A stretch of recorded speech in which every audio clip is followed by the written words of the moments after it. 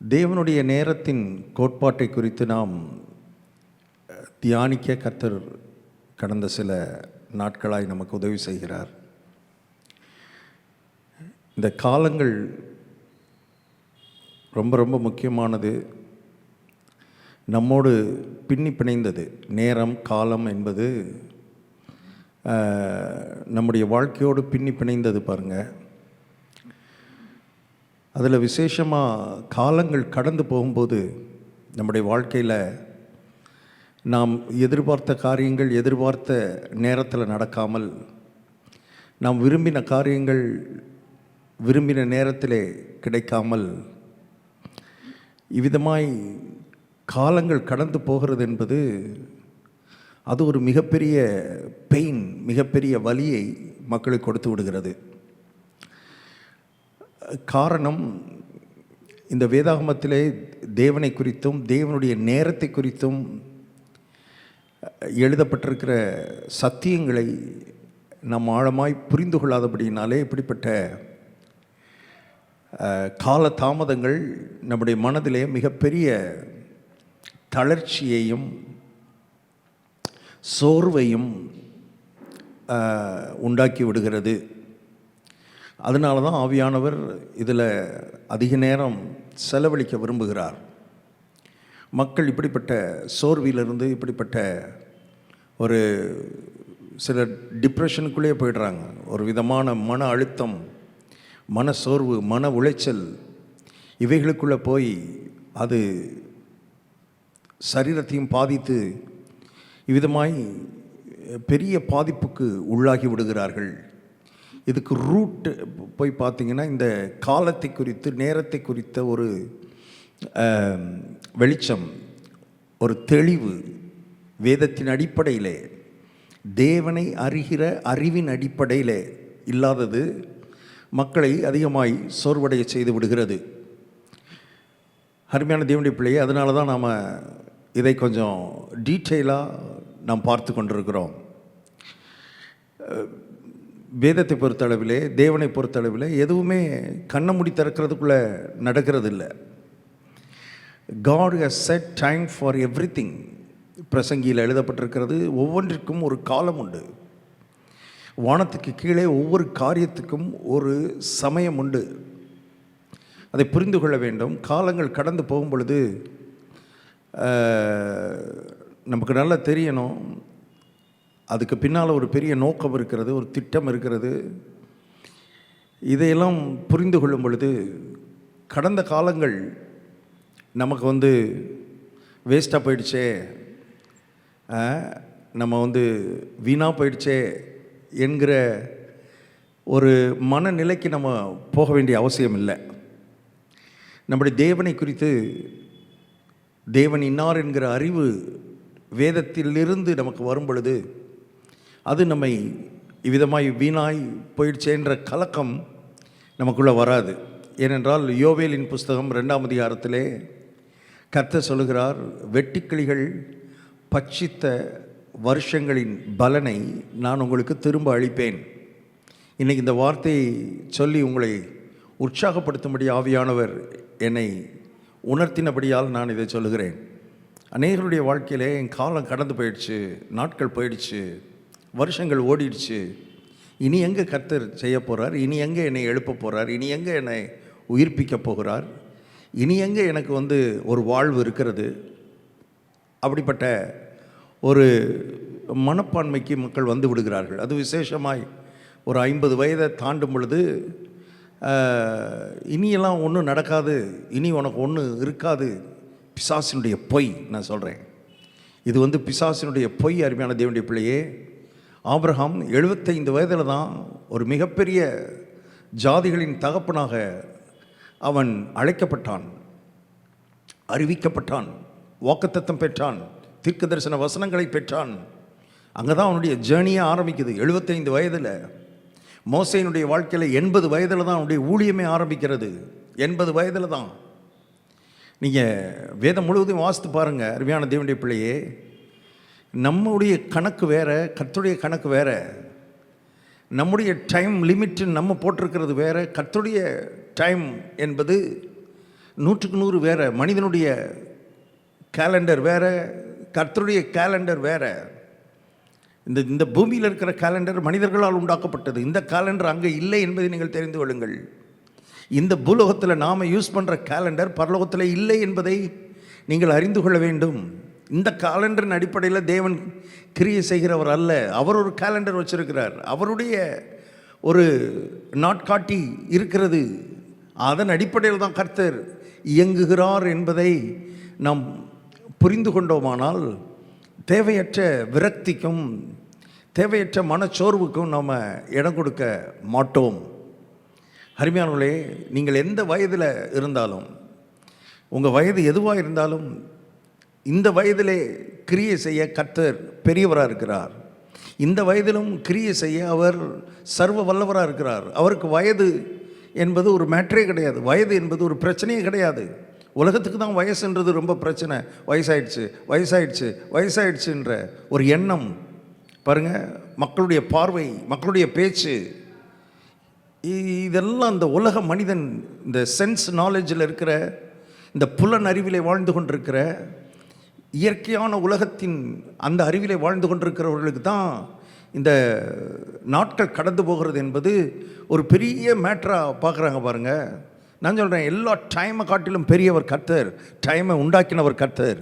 அவர் ஆதியும் அந்தவுமானவர், அல்பாவும் ஒமேகாவுமானவர், முந்தினவரும் பிந்தினவருமானவர்.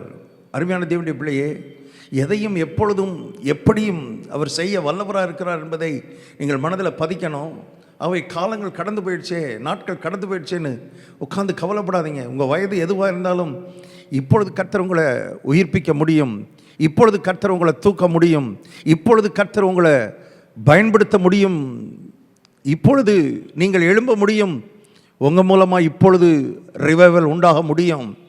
ஒருவேளை கர்த்தர் உங்களோடு பேசின வார்த்தைகள், கர்த்தர் உங்களுக்கு கொடுத்த தீர்க்க தரிசனங்கள், கர்த்தர் உங்களுக்கு கொடுத்த வாக்குத்தத்தங்கள் எல்லாம் ஒன்றுமே இல்லாத மாதிரி, செத்துப்போன மாதிரி, உயிரற்ற ஒரு வார்த்தைகளாக உங்கள் வாழ்க்கையில் இருக்கலாம். இந்த நாளில் கர்த்தர் சொல்கிறார், எத்தனை வருஷம் ஆனாலும் பரவாயில்ல, எத்தனை வருடங்கள் கடந்து போனாலும் பரவாயில்ல, உட்கார்ந்து அதுக்காக வேதனைப்பட்டுக்கிட்டு இருக்கிறீங்க. வருடங்கள் எல்லாம் வீணாயிடுச்சே, என் வருஷமெல்லாம் வீணாயிடுச்சே, நான் அப்படி செஞ்சுருக்கலாமே, இப்படி செஞ்சுருக்கலாமே, அதை செஞ்சுருக்கலாமே, இதை செஞ்சுருக்கலாமே, நான் தோற்று போனேனே, என்னுடைய வாழ்க்கையில் பல தோல்விகளை நான் பார்த்துட்டேனே, இப்படிப்பட்ட எண்ணங்களோடு நீங்கள் இந்த வார்த்தை கேட்டுக்கொண்டிருக்கலாம். உங்களை உற்சாகப்படுத்தும்படி தான் கர்த்தர் இந்த நாளில் உங்களோடு பேசுகிறார். வெட்டுக்கிளிகள் பட்சித்த வருஷங்களின் பலனை நான் திரும்ப அளிப்பேன் என்று யோவேல் 2ஆம் அதிகாரத்தில் கர்த்தர் சொல்லுகிறார். தமிழ் அப்படி இருக்குது, வெட்டுக்கிளிகள் பட்சித்த வருஷங்களின் பலனை நான் உங்களுக்கு திரும்ப அளிப்பேன்னு. ஆனால் ஆங்கில வேதாகமத்தை நான் வாசித்து பார்த்தீங்கன்னா, வெட்டுக்கிளிகள் பட்சித்த வருஷங்களையே திரும்ப கொடுப்பேன்றார். வருஷங்களையே திரும்ப கொடுப்பேன். அருமையானவர்களே, அவர் காலத்துக்கு அப்பாற்பட்டவர், நேரத்துக்கு அப்பாற்பட்டவர்.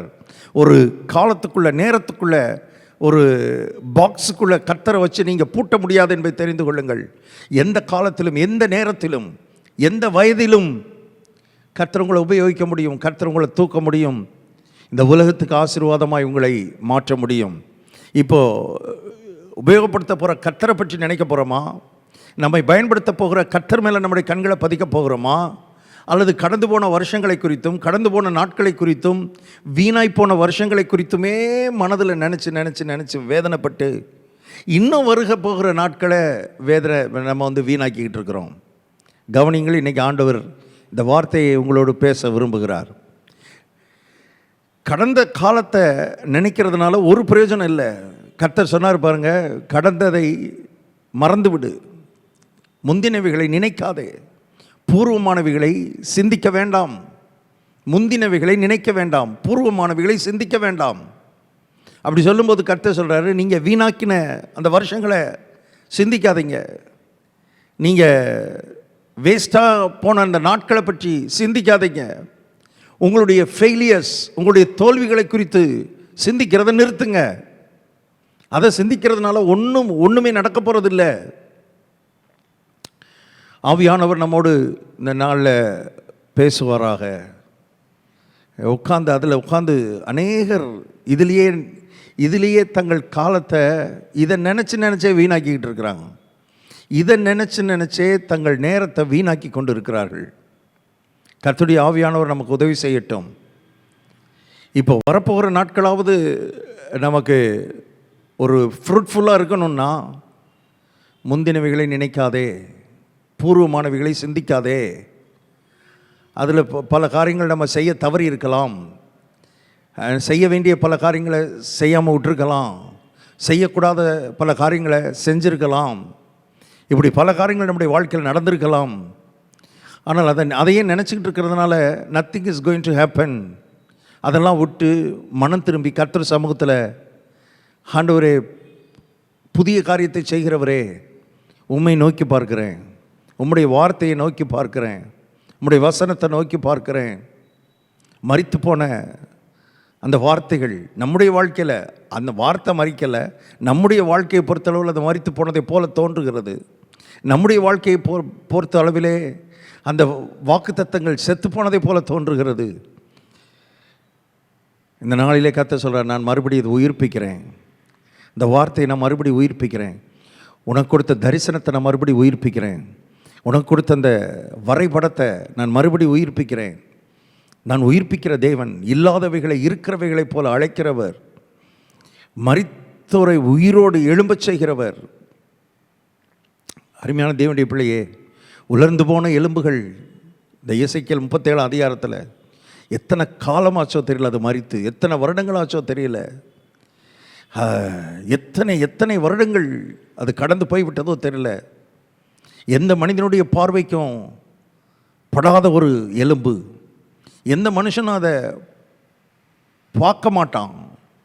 உலர்ந்த எலும்பை யார் பார்ப்பா? உலர்ந்த எலும்பை பற்றி யார் யோசிப்பா? ஏன்னா எத்தனையோ வருடங்கள் ஆகிவிட்டது. அதை பற்றி யோசிக்கிறதுக்கு ஆள் கிடையாது, சிந்திக்கிறதுக்கு ஆள் கிடையாது. ஆனால் அதை சிந்தித்தவர் கர்த்தர், அதை நோக்கி பார்த்தவர் கர்த்தர். உங்கள் வாழ்க்கையிலும் உலர்ந்து போயிட்டீங்க, உங்கள் தரிசனம் உலர்ந்து போயிருக்கிறது, உங்களுடைய ஜெபம் உலர்ந்து போயிருக்கிறது, உங்களுடைய விண்ணப்பம் உலர்ந்து போயிருக்கிறது, உங்கள் மனசு உலர்ந்து போயிருக்குது. எல்லாத்தையும் விட்டுட்டு இப்போ ஏதோ எங்கள் வண்டியை ஓட்டிக்கிட்டு இருக்கிறோம் அப்படின்ற இடத்துல நீங்கள் வாழ்ந்து கொண்டு இருக்கிறீர்கள். இந்த வார்த்தை கேட்டுக்கொண்டிருக்கிற சிலர் அப்படிப்பட்ட இடத்தில் இருக்கிறீர்கள். உங்களோடு தான் கர்த்தர் பேசி கொண்டிருக்கிறார். நான் சொல்லுகிறேன், ஆச்சரியமான விதத்தில் கர்த்தர் உங்கள் வாழ்க்கையில் கிரியை செய்ய விரும்புகிறார். இந்த வார்த்தையின் மூலமாக இடைப்பட விரும்புகிறார். எத்தனையோ வருடங்களாய் உலர்ந்து போய் கிடந்த அந்த எலும்பின் மேலே கரிசனை உள்ளவராய், அக்கறை உள்ளவராய் வந்து அதற்கென்று ஒரு தீர்க்கதரிசி அனுப்பி அந்த எலும்போடு தீர்க்க தரிசனத்தை உரைக்க வச்சு அந்த எலும்புக்கு உயிரை கொடுத்த ஆண்டவர், அவைகளை ஒரு பெரிய சேனையாய் எழுப்பி நிற்க செய்தவர். நான் சொல்லுகிறேன், உங்கள் வாழ்க்கையை கர்த்தர் விதமாக எழுப்ப விரும்புகிறார். உங்களுடைய உலர்ந்து போன அந்த வாழ்க்கையை கர்த்தர் மறுபடியும் தூக்கி எடுக்க விரும்புகிறார். இந்த காலங்களை குறித்து நீங்கள் கவலைப்படாதீங்கன்னு கர்த்தருடைய ஆவியானவர் சொல்லுகிறார். அநேகருடைய ஒரி, அநேகருடைய பேர்டன், ஆன்சைட்டி, பாருங்கள், பயங்கரமான கவலை. காலம் கடந்து போயிடுச்சே, காலம் கடந்து போயிடுச்சே, காலம் கடந்து போயிடுச்சே. எங்கள் இயேசுநாதர் ஊழியத்துக்கு வர்றது 30 வயசு ஆச்சுங்க. தேவாதி தேவன், கர்த்தாதி கர்த்தர், அவரே 30 வயசில் தான் வந்தார். 30 வருஷம் என்ன பண்ணிக்கிட்டு இருந்தார்? 10 வயசுலேயே வந்திருக்கலாமே, 12 வயசில் வந்திருக்கலாமே, 15 வயசில் ஊழியத்துக்கு வந்திருக்கலாமே, இன்னும் நிறைய சாதிச்சிருக்கலாமே. இல்லை, காலம், time is in God's hand. God's டைமிங்னு ஒன்று இருக்குது. அந்த டைமிங்கில் கர்த்தர் நிச்சயமாய் காரியங்களை மாற்றுவார். ஏன் உட்காந்து அதை நினச்சே வேதனைப்பட்டு துக்கத்தோடு வாழ்ந்து கொண்டிருக்கிற ஆத்மாவே, வெட்டுக்கிளிகள் பட்சித்த வருஷங்களை திரும்ப உங்களுக்கு கொடுப்பேன் என்று சொல்லுகிறார். ஐ டோன்ட் நோ யாருக்கு கர்த்தர் இதை பேசுகிறான்னு தெரியல. மனசு ரொம்ப ரொம்ப உடஞ்சி போய் வருடங்கள் பல கடந்து போயிடுச்சு. இனி என்னை கொண்டு கர்த்தர் ஏதாவது செய்ய முடியுமா? என்னால் ஏதாவது செய்ய முடியுமா? என்னால் எழும்ப முடியுமா என்று நீங்கள் கேட்டுக்கொண்டிருக்கிறீர்கள். கர்த்தர் உங்களோட தான் பேசி கொண்டிருக்கிறார். உங்களை பார்த்து தான் பேசிக்கிட்டு இருக்கிறார். I can do it. உங்களுக்கும் செய்ய முடியும், உங்கள் மூலமாகவும் செய்ய முடியும் என்று கர்த்தர் சொல்லுகிறார். உங்களையும் நான் எழுப்புவேன், உங்கள் மூலமாய் மற்றவர்களையும் எழுப்புவேன். உங்களையும் நான் உயிர்ப்பிப்பேன், உங்கள் மூலமாய் மற்றவர்களையும் உயிர்ப்பிப்பேன். அப்படிப்பட்ட பெரிய திட்டம் உங்களை குறித்து நான் வைத்திருக்கிறேன். காலம் கடந்து போயிடுச்சேன்னு வேதனைப்படாதீங்க. தேவ ஆவியானவர் நமக்கு இந்த நாளில் உதவி செய்யட்டும். ஆவியானவர் எனக்கு உணர்த்தினதுனால நான் இதை பேசியிருக்கிறேன். சிலரை கர்த்தர் உங்களுடைய விரக்தியிலிருந்து கர்த்தர் உங்களை தூக்கி எடுக்கும்படி விரும்புகிறார். சோர்விலிருந்து கர்த்தர் உங்களை உயர்த்தும்படி விரும்புகிறார். ஒவ்வொன்றிற்கும் ஒரு காலம் உண்டு. உங்கள் ஃபெயிலியர்ஸ், உங்களுடைய தோல்விகள், நீங்கள் செய்ய தவறினவைகள், இவைகளெல்லாம் போட்டு எத்தனை வருஷம் குழப்பிக்கிட்டே இருக்க போகிறீங்க? கர்த்தர் சொல்கிறார், மறுபடி சொல்கிறார், முந்தினவைகளை நினைக்காத, முந்தின அந்த ஃபெயிலியர்ஸை நினைக்காத, நீ செய்ய தவறின அந்த முந்திய காரியங்களை நினைக்காத. இதோ இதோ நான் புதிய காரியத்தை செய்கிறேன். எல்லாம் சரியான பேரை செய்கிறேன்னு சொல்லலை. எல்லாம் நீ எதெல்லாம் தப்பு போட்டையோ, எதெல்லாம் தப்பு பண்ணியோ அதெல்லாம் சரிப்படுத்தின பிறகு நான் செய்கிறேன்னு சொல்லலை. நீ அதை கம்ப்ளீட்டாக நினைக்காத, விட்டுரு. நான் புதிய காரியத்தை செய்கிறேன், நான் புதிய காரியத்தை செய்கிறேன். செய்வேன்னு சொல்லலை, செய்கிறேன்னாரு. இப்போ செய்கிறேன், இப்பொழுதே அது தோன்றும் என்று கர்த்தர் சொல்லுகிறார். இது அருமையானவர்களே, காலங்கள் கர்த்தருடைய கரத்தில் இருக்கிறது. நான் எல்லா நேரம், காலம், கடந்து போன காலங்களையெல்லாம் என் கையில் கொடு. நான் காலத்தை கடந்தவர், காலத்துக்கு அப்பாற்பட்டவர். தேவன் இன்னார் என்கிற அறிவு நமக்குள்ளே வரட்டும், தேவன் இன்னார் என்கிற உணர்வு நமக்குள்ளே வரட்டும். கர்த்தருடைய ஆவியானவர் சொல்கிறார், சில புதிய காரியங்கள் உங்கள் வாழ்க்கையில் தோன்ற போகிறது. கர்த்தர் அதை செய்கிறார். பழசை நினைக்காதீங்க, தூக்கி கர்த்தருக்குள்ளே தூக்கி போட்டுருங்க, கர்த்தரிடத்தில் கொடுத்துருங்க. எல்லா காலங்களையும் உங்கள் கையில் கொடுக்குறேன் ஆண்டவர். என் காலங்கள் உமது கரத்தில் இருக்கிறது. அவர்கிட்ட வாயை திறந்து சொல்லுங்கள், என் காலங்கள் உமது கரத்தில் இருக்கிறது. கடந்து போன காலங்களை குறித்து நான் இனி கவலைப்பட மாட்டேன். என்னை விட்டு நகர்ந்து போய்விட்ட காலங்களை, தோல்வியுற்ற காலங்களை, வீணாய்ப்போன காலங்களை இனி நான் நினைக்க மாட்டேன் ஆண்டவரே. என் காலங்களை உம்முடைய கரத்தில் 100க்கு 100 அர்ப்பணிக்கிறேன்னு வாயை திறந்து சொல்லுங்கள். வாயை திறந்து கர்த்தரோட பேசுங்க.